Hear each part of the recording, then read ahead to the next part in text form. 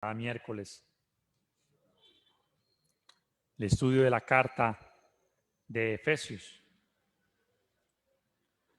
que el Espíritu Santo inspiró a nuestro hermano Pablo, apóstol, durante su primer encarcelamiento por allá en los años aproximadamente entre el 61 y 62, donde estuvo en una casa. Y en esta carta, hermanos, como ya lo hemos venido aprendiendo, trata varios asuntos y tiene varios propósitos. Uno de ellos, hermanos, era que la iglesia que se reunía allá en la ciudad de Éfeso no se dividiera, puesto que estaba compuesta por judíos y gentiles que no podían soportarse, si lo decimos así. No se estaban soportando y no estaban teniendo esa comunión que los hijos de Dios, esa unidad a los que están llamados toda la iglesia, los hijos de Dios, y por la cual Jesús mismo oró, que todos fuéramos uno, así como Él y el Padre junto con el Espíritu son uno. Y veíamos, hermanos, el miércoles pasado que los judíos debían entender, y la iglesia ya en Éfeso debía de entender, que los gentiles que habían sido aceptados ahora en el reino de Dios, ahora son coherederos, ahora hacen parte del mismo cuerpo de Cristo y ahora tienen y son partícipes de la promesa que se tiene por el Evangelio, por la obediencia al Evangelio, y es el perdón de los pecados, la vida eterna.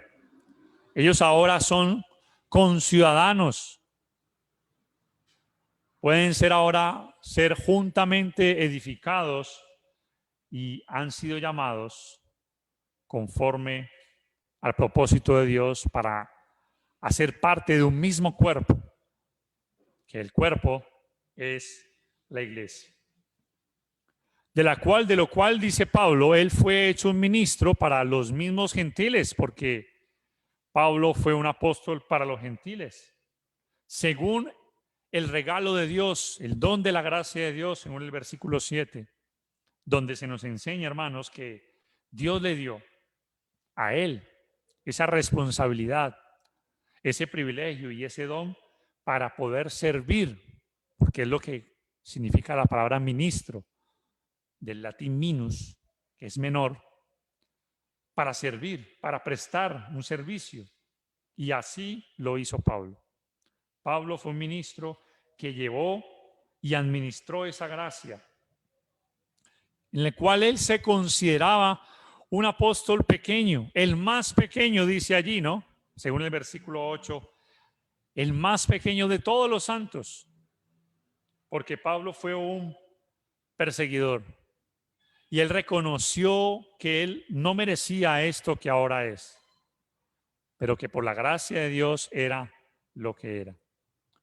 Veíamos, hermanos, que esto no es simplemente una autoconmiseración de Pablo, una falsa humildad, un sentimiento de compasión por él mismo, sino un reconocimiento por lo que Pablo era y cómo Dios había tenido misericordia de Dios. ¿Para qué? Para anunciar lo que dice allí, las inescrutables riquezas de Cristo. Nombrábamos algunas, ¿no? El perdón, el ser llamados hijos de Dios, la salvación, la herencia, el tener acceso al Padre con confianza, el tener a Cristo mismo ahora en nuestras vidas.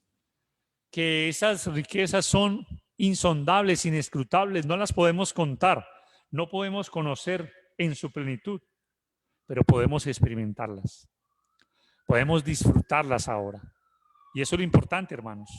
Aunque no podemos entender todo lo de Dios, podemos experimentar todo eso que Él nos ha dado. Y eso es lo maravilloso, hermanos, que Dios ahora ha hecho en su pueblo. Pero hermanos, también veíamos que Pablo fue puesto para aclarar, para iluminar ese misterio que antes estaba escondido.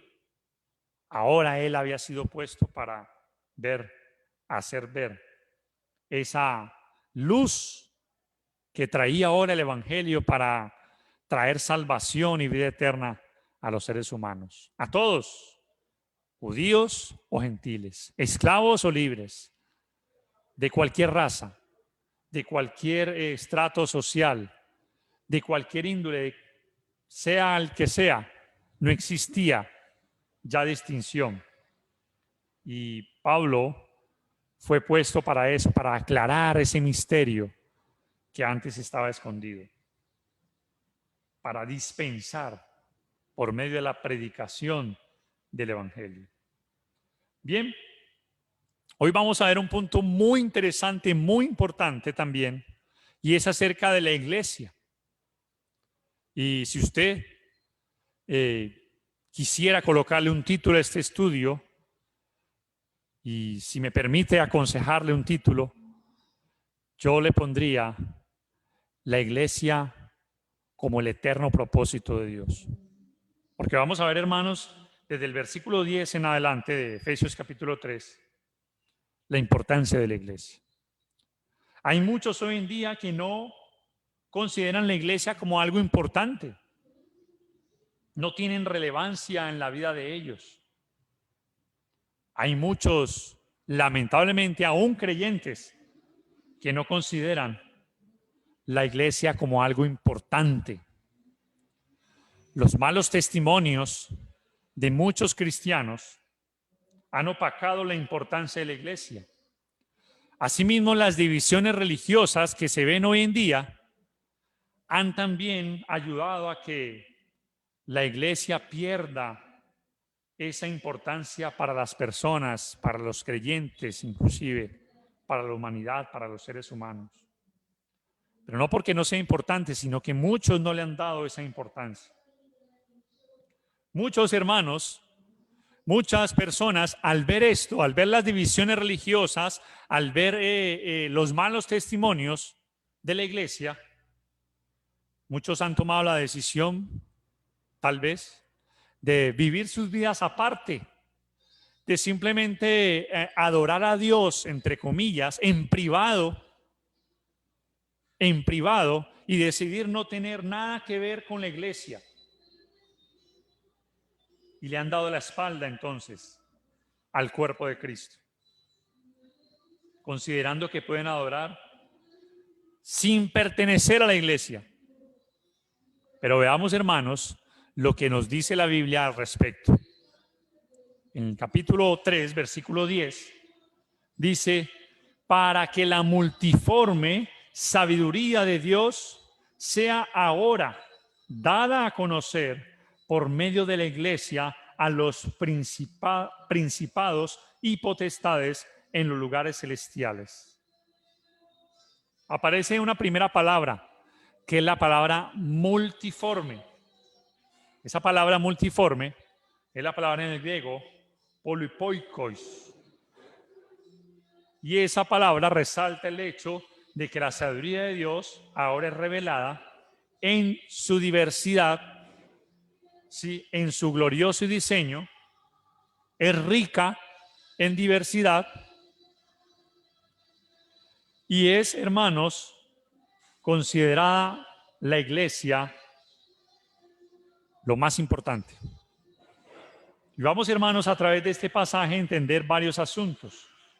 Primero, allí dice que la sabiduría de Dios se da a conocer por medio de la iglesia, es decir, no existe otra forma en la cual se proporcione la sabiduría de Dios aparte de la iglesia. La sabiduría de Dios se da a conocer por medio de la iglesia. Los que hacen parte de la iglesia pueden ahora acceder al Padre con confianza, porque sin este acceso es imposible llegar a tener comunión con Dios. Este pasaje Y este versículo 10 nos hablan, hermanos, de que la iglesia es importante y es la institución o el organismo vivo más importante de todo lo que ha sido creado. De todo lo que ha sido creado. La iglesia, hermanos, es el cuerpo de Cristo. Ya lo estudiábamos en el capítulo 1, versículo 22 de Efesios 1. Del libro de Efesios, versículo 22, capítulo 1 dice, y sometió todas las cosas bajo sus pies y lo dio por cabeza sobre todas las cosas a la iglesia. La iglesia es importante porque la iglesia, hermanos, es el cuerpo de Cristo. El cuerpo de Cristo. La iglesia, hermanos, es importante porque según el versículo 23, la iglesia es la plenitud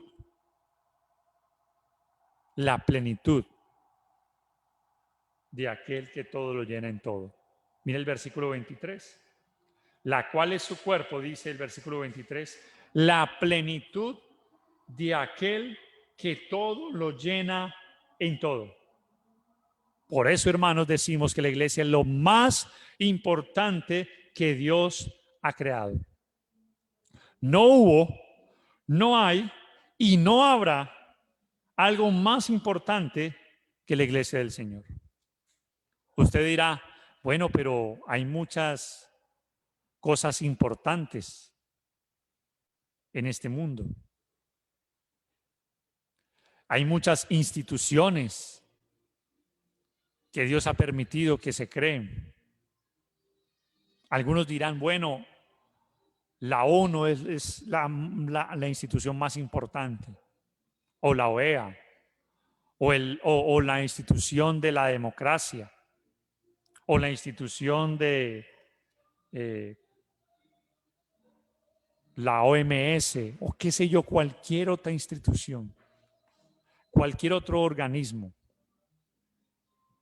La más importante creada, hermanos, en el mundo, creada, es la iglesia. Es la iglesia. La iglesia da a conocer el plan de Dios. Y hermanos, es la segunda vez que escuchamos la palabra iglesia en esta carta. Ya la leíamos en capítulo 1, versículo 22. Pero el tema de por sí de Efesios es el propósito eterno de Dios por medio de su iglesia. Por eso, hermanos, sean cualquier tipo de gobierno, sea cualquier tipo de nación, o como lo dice allí, cualquier tipo de potestad o principado, la iglesia, hermanos, da a conocer la sabiduría de Dios a través de la predicación del Evangelio. La sabiduría de Dios da a conocer a todas las naciones, a todo el mundo, a todas las demás instituciones, empresas y cualquier forma que hoy en día esté creado como un organismo, como una institución, como una organización, es la iglesia lo más importante. Y hasta los mismos principados espirituales, aún Satanás y sus ángeles, ven o pueden ver la sabiduría de Dios obrando a través de la iglesia. Y esa obra, hermanos, esa sabiduría que es mostrada a través de la iglesia en este mundo de pecado, se da, hermanos, es evidente cuando se predica el evangelio y los perdidos son hallados y son trasladados a su reino, cuando los pecadores son salvos. Pero, hermanos, ¿por qué es tan importante la iglesia? El versículo 11 de Efesios capítulo 3 nos lo dice. Conforme al propósito eterno que hizo en Cristo Jesús nuestro Señor, ¿Por qué es tan importante la iglesia, hermanos? ¿Y por qué debemos darle tanta importancia a la iglesia? Porque Dios, hermanos, planeó la iglesia antes de que el mundo existiera. Antes de que el mundo existiera. El mismo Pablo, en Gálatas capítulo 1, vamos a leer Gálatas, versículo 15 y 16. Miren lo que dice. Pero cuando agradó a Dios, que me apartó desde el vientre de mi madre y me llamó por su gracia, revelar a su Hijo en mí, para que yo le predicase entre los gentiles, no consulté enseguida con carne y sangre. Miren lo que dice el apóstol Pablo. Cuando agradó a Dios, que me apartó cuando antes, dice, desde el vientre de mi madre. Sabemos que la iglesia aquí en este mundo llegó a existir o a establecerse en el año 33. Pero aquí el apóstol Pablo está diciendo que antes de que él naciera, antes de que él existiera para este mundo, ya Dios lo había apartado para que él fuera un escogido para revelar y predicar el evangelio de Jesucristo. Esto teniéndolo como un ejemplo. Pero hay otro ejemplo más, y es cuando Pablo mismo habla de que el propósito de Dios de establecer su iglesia, aún en los tiempos de Moisés, fue anunciada en Hechos capítulo 26, más o menos entonces 1500 años antes de que viniera nuestro Señor Jesús y que estableciera su iglesia.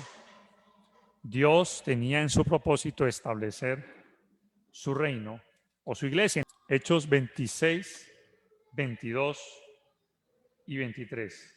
Pero habiendo obtenido auxilio de Dios, perseveró hasta el día de hoy, dando testimonio a pequeños y a grandes, no diciendo nada fuera de las cosas que los profetas y Moisés dijeron que habían de suceder,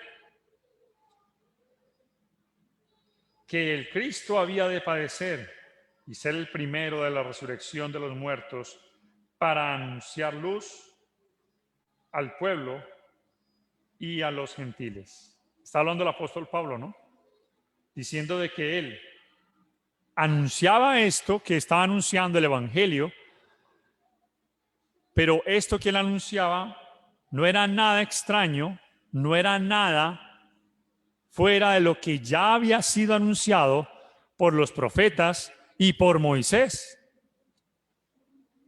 No era algo nuevo, era algo que ya había sido profetizado aún antes de que naciera el apóstol Pablo, y aún había sido anunciado y profetizado por los profetas y por Moisés. Y en Efesios capítulo 1, versículo 4, se nos habla, que ya lo estudiamos, hermanos, de que nosotros hemos sido escogidos antes de la fundación del mundo. Efesios capítulo 1, versículo 4. Según nos escogió en él antes de la fundación del mundo, para que fuésemos santos y sin mancha delante de él. Entonces, miren, hermanos, ¿por qué es tan importante la iglesia? Porque es que fue planeada antes de la fundación del mundo. La importancia radica en ese hecho de que no fue un accidente la iglesia, un propósito eterno. Algo que él hizo, y la palabra hizo quiere decir algo logrado. No fue algo fallido, no fue algo que se llevó a cabo por un accidente, producto de un arreglo de último minuto de Dios o de Jesús. Algunos judíos que no creyeron en Jesús como el Mesías dijeron que él no había logrado establecer su reino acá en la tierra y que por eso estableció su iglesia. Completamente errada ese comentario de ellos. Porque la iglesia no es producto de un último minuto, es un propósito eterno que Dios tenía. Por eso la importancia, hermanos. No es producto del accidente espiritual. Es el reino del cual habló Daniel en Daniel capítulo 2, versículo 44, ¿recuerdan? Cuando Daniel interpretó el sueño de Nabucodonosor y habló de este reino que iba a desmenuzar a todos los demás reinos. Daniel capítulo 2, si usted lee ese versículo, capítulo 2, versículo 44, dice: y en los días de estos reyes, el Dios del cielo levantará un reino que no será jamás destruido, ni será el reino dejado a otro pueblo. Desmenuzará y consumirá todos estos reinos, pero él permanecerá para siempre. En Hebreos capítulo 12, versículo 28 se nos habla de que nosotros hemos recibido un reino inconmovible, la iglesia.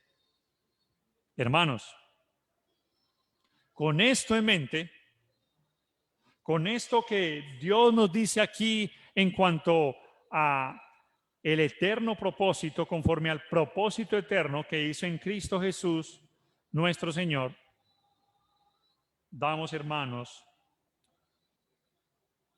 a entender y queremos o quiero manifestar de lo que la Biblia enseña de la importancia de la iglesia. ¿De qué es importante? La pregunta es, ¿qué tan importante es la iglesia para usted? ¿Qué tan importante es la iglesia? ¿Cómo ve usted ser parte de la iglesia? Porque la iglesia, hermanos, es la esposa de Cristo. Más adelante, cuando lo estudiemos en Efesios capítulo 5, se nos habla de eso. Y hay personas que dicen, bueno, yo amo al Señor, pero no amo la iglesia. No me gusta la iglesia.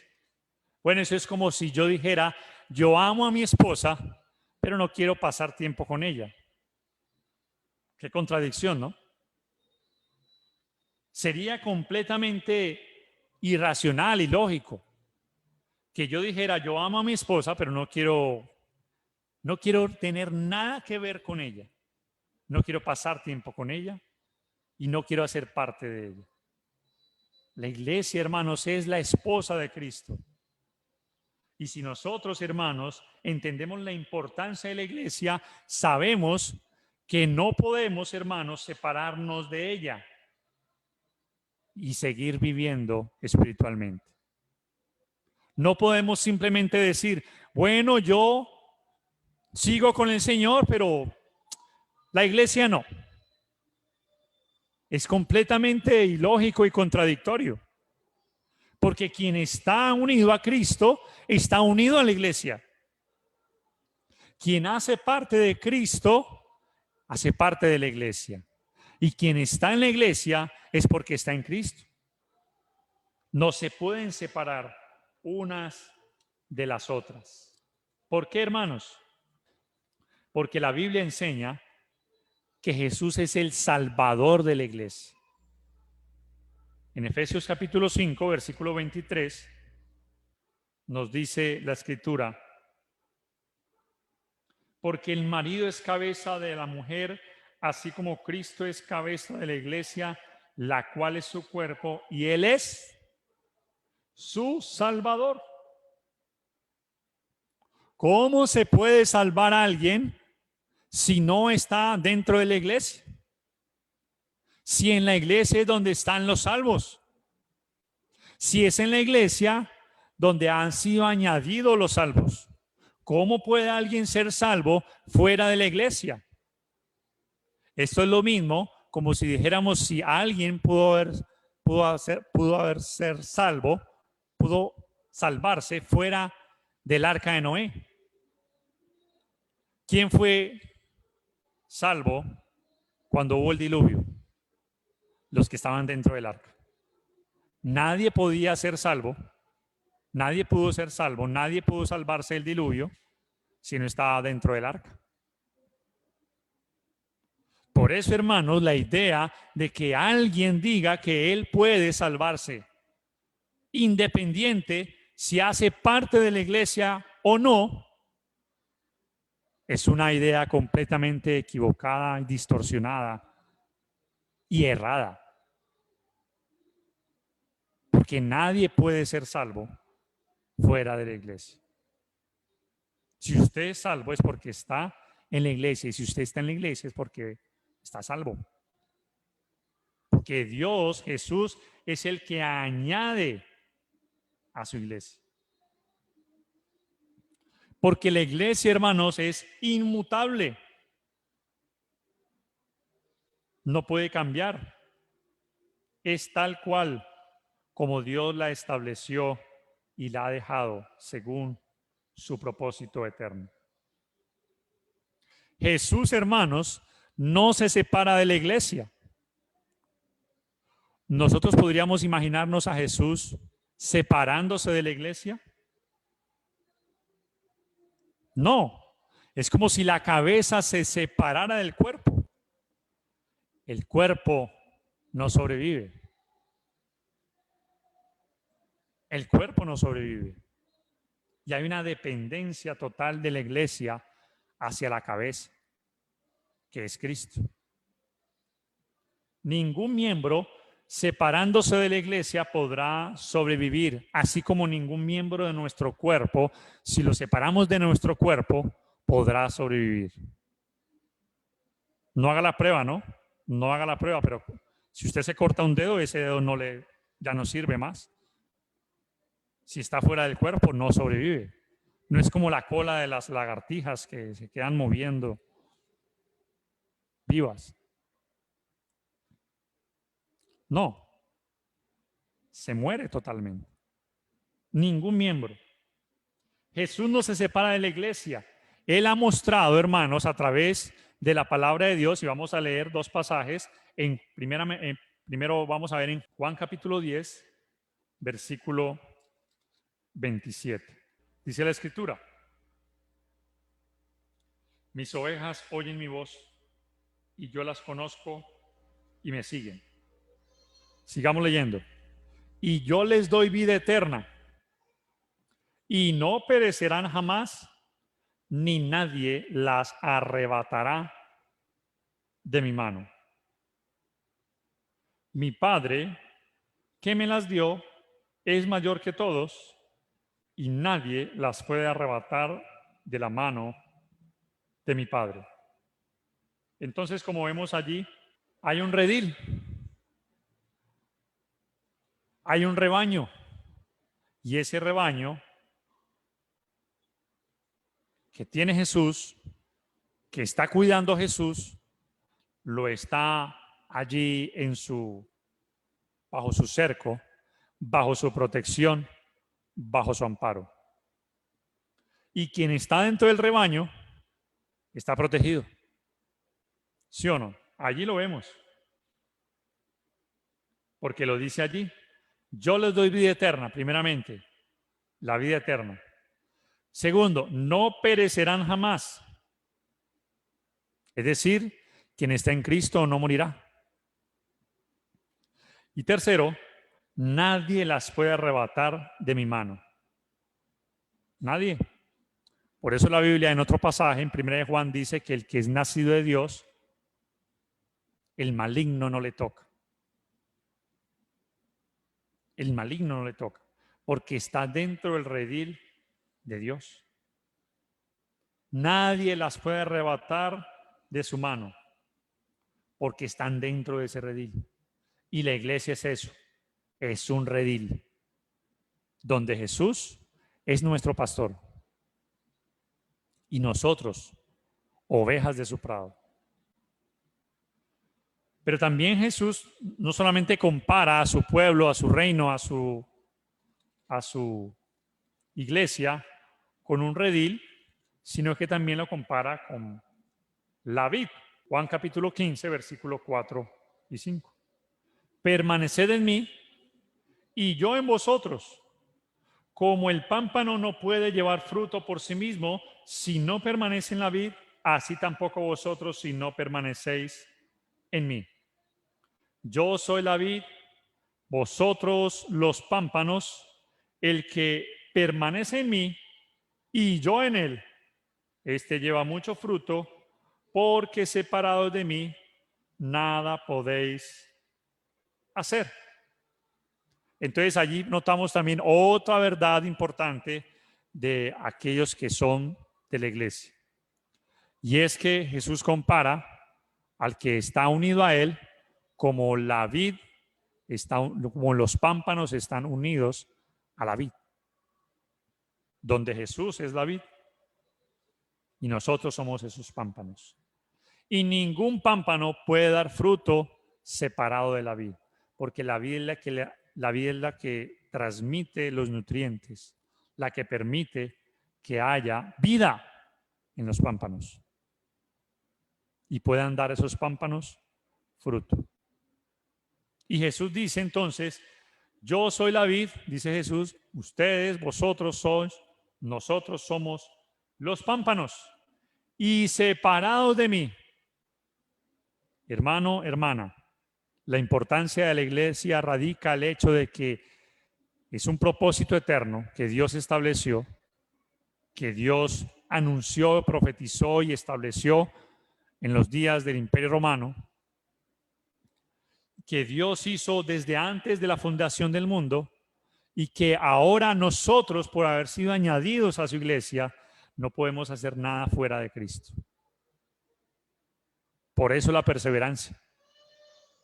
Por eso aún en medio, hermanos, de las luchas, de las dificultades, de las tribulaciones, de los problemas y de cuantas cosas se nos vienen en esta vida, hermanos, el solo hecho de que estemos en el redil de Dios, en la iglesia, en su pueblo, todo lo demás es secundario. Por eso Pablo decía que las leves tribulaciones momentáneas de esta vida no son comparables con la gloria que en nosotros ha de manifestarse. Entonces Jesús no se separa de la iglesia porque vive unido a ella como el pastor, como la vid. Por eso, hermanos, nadie puede decir, bueno, me voy de la iglesia, pero no me alejo del Señor. ¿Puede un cristiano decir eso? ¿Puede un cristiano decir, me voy de la iglesia, ya no hago parte de ella, pero no, yo no me voy a alejar del Señor? ¿Puede un cristiano decir eso? Es completamente contradictorio. No podemos, hermanos, sencillamente estar en Cristo, hacer parte del pueblo, hacer parte de los hijos y separarnos de la iglesia. No, porque el que está unido al Señor está en la iglesia. ¿Hay posibilidad entonces de ser apartado de la iglesia, pero no del Señor? No se puede. No se puede. Porque la iglesia y Cristo están unidos. Están completamente unidos. Y ya para terminar, hermanos, en Efesios capítulo 3, versículo 12, la Biblia entonces dice, en quien tenemos seguridad y acceso con confianza por medio de la fe en Él.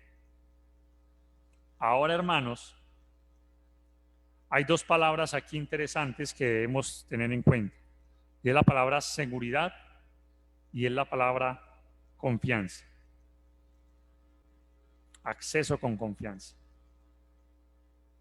Y la palabra seguridad, hermanos, nos transmite una idea de que no podemos tener miedo, ni sentir temor, ni vergüenza cuando nos acercamos a Dios. esa palabra seguridad y confianza.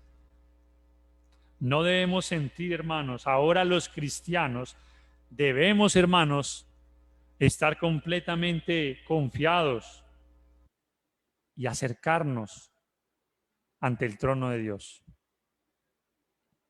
Es una confianza que no ha sido gracias a nosotros, ¿no?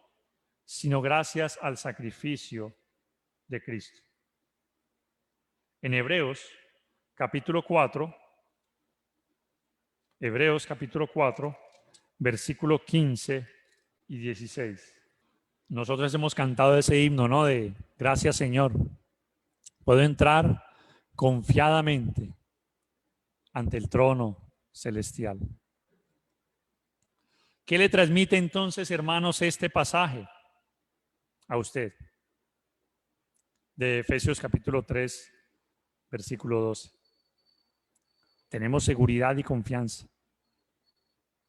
¿Qué nos transmite a nosotros? Miren lo que dice Hebreos 4, 15 y 16. Porque no tenemos un sumo sacerdote que no pueda compadecerse de nuestras debilidades, sino uno que fue tentado en todo según nuestra semejanza, pero sin pecado. Versículo 16. Acerquémonos, pues, confiadamente al trono de la gracia para alcanzar misericordia y hallar gracia para el oportuno socorro. Miren que el autor de Hebreos está diciendo, acerquémonos pues confiadamente. Yo no sé usted, hermanos, cuando tiene confianza con alguien, cómo se comporta. Yo a veces he sentido eso con algunos hermanos, ¿no? Que son hermanos y amigos. Que hay una confianza y usted puede con completa, sin olvidar el respeto, obviamente, y sin olvidar el ser personas respetuosas, reverentes. Pero hay una confianza y esa confianza nos trae a nosotros paz, tranquilidad, sosiego.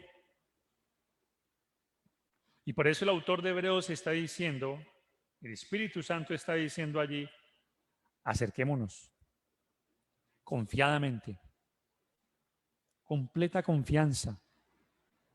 No debemos sentir vergüenza, no debemos sentir temor, no debemos sentir miedo, porque ahora tenemos confianza para acceder ante el trono del Señor.